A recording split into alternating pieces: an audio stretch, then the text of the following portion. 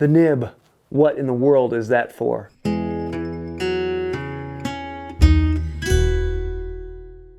The nib on the saw has created a lot of different questions and has occupied the mind of a lot of different people over the years. But the question is, why would a craftsman spend so much time on a saw, making it work really well and make something up here? And what exactly would that be used for? If they put that much time into it, it's got to be some really interesting use. The truth is, there are many different uses for the nib, and people have proposed the reason for it many different times. One of the common ones you hear is it's there to help you start the saw. Because, starting a saw with big teeth, it can be difficult. It likes to bind in. But if you flip the saw over and run it backwards, you can run it very easily. And that nib then gives you a starting spot, giving you a tiny little kerf that you can put the saw into, and then go to town. But let's be honest, these saws were made and sold to people who knew what they were doing. They knew how to start a saw, and that's really saw working 101. Once you know how to start a saw, you can do it every time on the first stroke. You don't really need the nib, and you could make a much better tooth on here to actually start the cut than this rounded weird thing. And unfortunately, that's one of the reasons why you find a lot of old saws where the nib has broken off, because people tried to do that. Another interesting one is if you're making a big cut, you can get times where you get so much sawdust built up in there that the teeth can't cut. So what you can do is take the saw out, flip it over, and use that nib to backstroke and clean out the dust. I kind of find that hard to believe. This really would not be designed well. You could create a better nib to actually clean that out. And if your saw is sharpened well and you're using it correctly, that's really not going to be a problem. A really interesting one I've heard is it can be used for storage. You can actually make a rack that the saw blade fits up into, and between the teeth and that nib, it lodges and holds itself in place. And that would be really cool. But I've never actually seen anyone do that. I've just heard people say that was what it was for because you could do that. But I've never seen anyone make that. I've never seen any historical backing for it. And in all honesty, you're going to be ripping apart something pretty quickly. And do you really want to hang the saw from that nib? A really interesting one I've seen a lot of people do is to make a cover for the saw. If you cut a kerf into a small stick of wood, you can actually make the teeth fit down in that kerf. Then with a string on here, you can tie it up around the handle. And then at this end, you can tie it around the nib. And that works out really well. It makes a great way to cover your teeth and make it carryable, and you can take it around. And I've even seen some historical information that might lend to that. The only problem I have with that is, number one, if you do want to tie something to this end, you can do it to saws without a nib. You just have to tie it back far enough that you are farther back than your saw is tall. And that's actually really easy to do. The string won't fall off because it's there. So I don't see a huge amount of reason why a sawmaker would spend the time to do that, but it could happen. And as to historical evidence, there's only one I've actually seen that shows it, and it's something from about 100 years ago saying that it could have been done like this 200 years prior. In other words, 300 years from now. And I don't put a whole lot of credence into that one. But it could have been, and that is a great use for it now. One of my favorites is the nib actually shows you how far you should pull back before pushing forward.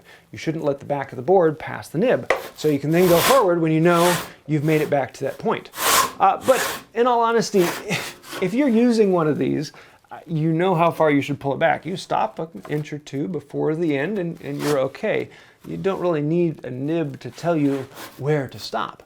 I don't see the sawmaker spending a lot of time to make that just to tell you, hey, stop here, when he could have just taken a file and cut in a little notch. Another one you're going to hear about is 17th century Dutch saw handles. Yeah, they did actually have some saws that have weird shapes that you could use as a handle, and particularly in making armorer's saws that were intended for cutting steel, you can find places where your hand is intended to be on the other side of the saw and make it a two-handed saw. But there isn't a whole lot of correlation to that, and you do find decorations up here that go long before that, as well as other traditions from other locations that also had decoration up here. Another interesting one I've seen is if you need to make a mark in from a reference surface, you can use a marking gauge to do that. But what if you need to move it in even farther? Well, the saw then makes it very nice because you can use your finger as a fence to slide along, take a pencil, put it in here, and you can make your mark. And that actually works really well. It's kind of an interesting little design that is functional. The problem with it is you have to make sure you don't rotate the saw, otherwise your mark is going to be moving distances in and out. And you could just make a panel gauge that does it much, much better.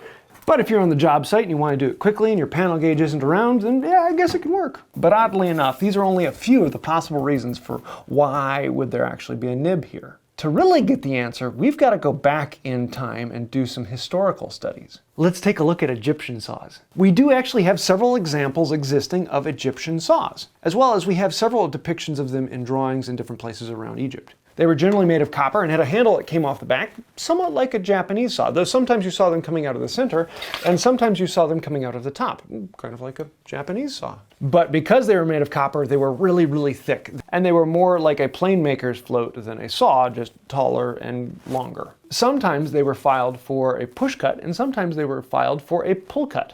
Over the next several thousand years, they changed, and as new materials came into stock, they were able to make them thinner and smaller and more delicate. Generally, the handles tended to stay pretty well straight, and when you went over to Japan, they got much, much better metallurgy, and they could make things incredibly thin and delicate, and they stayed with the pull saw. They ended up getting very utilitarian and started to lose a lot of the intricacies. The Egyptian saws had a lot of detail in the handle and in the plate, and you even saw carving in the copper. Into the European traditions, you still see a lot of that ornate shape. The handles get a lot of detail in it, and you do get a lot of intricacies in the plate. As the plate gets thinner, you actually see a lot of intricacies along the back and at the tip. But interestingly, the saw in a lot of European countries started to tip the handle farther and farther down until it started to get into more of the shape we expect today. Doing that means you have to start putting in these horns, and you see those becoming more and more common. Even in some of the Egyptian saws, you will see some horns at the back for when it's being pulled, though you don't see them a lot in the older European saws. As the handle comes down, it gives you more space to do intricate shapes, and you start seeing a lot of these other intricate shapes around the handle where there's extra space for it. But some of the most intriguing work is done up at the nose, and you see beautiful, intricate designs. And here's where the interesting bit. Those designs and shapes and other intricacies were not made for a functional use. They were there to say the craftsman who made this saw knew what he was doing. He could make good quality steel. He could shape it really nicely. He could do a lot of intricacies without breaking it. He could do all of the carving and ornate shapes on the handle. If someone could do that, they knew what they were doing with a saw, and you knew you were buying good quality work. The more ornate the work, the better the quality of the craftsman. And still today, you can look at a saw, and when you see all these other things, they have no physical, functional use, but these intricacies let you know that the saw maker knew what he was doing. The problem started to happen around 1800 when you stopped having a saw maker making his saws, and you had a few people in the shop making the saws. You had Diston, and then you had Diston and Son, and then you had Diston and Sons. You have an entire shop that's turning out saws, and you want all of those saws from all the different makers to look alike. You wanted to have a style that said this was the shop's style, not the particular sawmaker's style. You started to get standards in the Atkins, the Spear and Jackson, or the Diston handles, and you could tell them apart just by the shape of the handle. You knew that this came from Diston because of all the extras in there. Even in the etch on the plate, you could then see the quality of the work, and you knew where it came from. The nib on the end didn't display quite as much as it used to because you knew Diston made good quality stuff, so they really didn't have to spend a whole lot of time on this. And because of that, most of the companies started making the same standard nib. You knew that they knew what they were doing, but they didn't need to spend a whole lot of time on it because they had all the other information, and you knew Atkins made good quality saws. As time went on, the most important quality wasn't as much anymore the quality of the saw, but how much did it cost? Because Atkins made great saws, Diston made great saws, Spear and Jackson made great saws. Lots of other makers made great saws. But if this one cost me $5 and this one cost me $4.50, which one am I going to buy? That one that's $4.50. So in order to make things more affordable, they started to eliminate things. And one of the first things was the nib, because that takes a lot of skills to do. And if you don't need to mess with it, then you don't need to mess with it. And you'll start to see how handles got a little bit more simple. The carvings started to disappear. The extra edges and markings started to disappear. The hand shaping started to disappear. And then we found out about plastic. It's really fascinating to me to see how things have changed over time, location, occupation, tradition, particularly in saws, but in all sorts of tools. There is an evolution to them that is incredibly interesting to watch. And one cool example of that is the nib. It has gone from this ornate, beautiful thing to this tiny little thing on the end of a saw that really we kind of wonder, why would you do that? To, we don't even need it anymore. So to bring us full circle back to the nib, why is it there? Oddly enough, the first questions about why is a nib there started around the same time that saws started getting rid of the nib.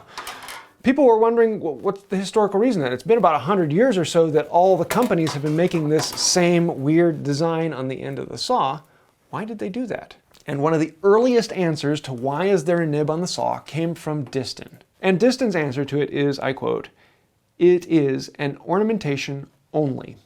It has no practical use whatsoever." And yes, for one of the things that has started so many arguments that people wonder why is it there, it's something we actually know the answer to. It's just not the answer people want. People want to see something that shows this to be a really cool feature that we lost. But in reality, it's just there to show the quality of the maker. And if your maker makes good saws, they do put quality into them. Like this one from Bearcat. The shaped scallops in the back, the extra shaping in the handle, the carving in the nose here. What purpose does that serve? It serves no purpose other than to be absolutely beautiful. I want to use this saw because it is beautiful. So why is the nib there? It's there because we are human, and we are drawn to beautiful things that inspire us and make us want to do better. And that's probably the best use you could possibly have for a nib. So there, I like this little dive into the nib and the history of saws. It's kind of one of those things that what is the original purpose of the nib is different. From now we can ask, are there any uses for the nib? And yes, there are many different ways you can use it. But what is the original use? Well, we can answer that. So I hope you like this dive into it. If you have any other ideas, what do you use it for? There are lots of other ideas out there. Throw those in the comments down below. I do like reading through those, and some of them are very interesting and entertaining. So thank you for that. It does actually help out the channel. Anytime you put a comment down below, a comment is worth 10 likes. So if you do hit like, thank you. But if you do put a comment down below, huge thank you. And if you want to be part of the club that puts comment down below, then thank you. That means a lot. It gets us in front of more people and helps the channel grow. Thank you. If you want to take it even farther, then there are all of these names over here. Those are all of the fantastic, wonderful, benevolent, gorgeous, and incredibly helpful people over on Patreon. Without patrons or members who've clicked the join button down below, we wouldn't exist. We are completely sponsored by you. Patrons keep this going so that I don't have to take sponsorships and say things that other people want me to say. I want to say what I want to say, and that means a lot. Thank you for that. If you'd like to find out more about that, well, you know what to do. Links down below. I think they'll do it for now. And until next time, have a wonderful day. You are so beautiful to me. Can't you see? You're everything I hope for. You're everything I need. You are so beautiful to me.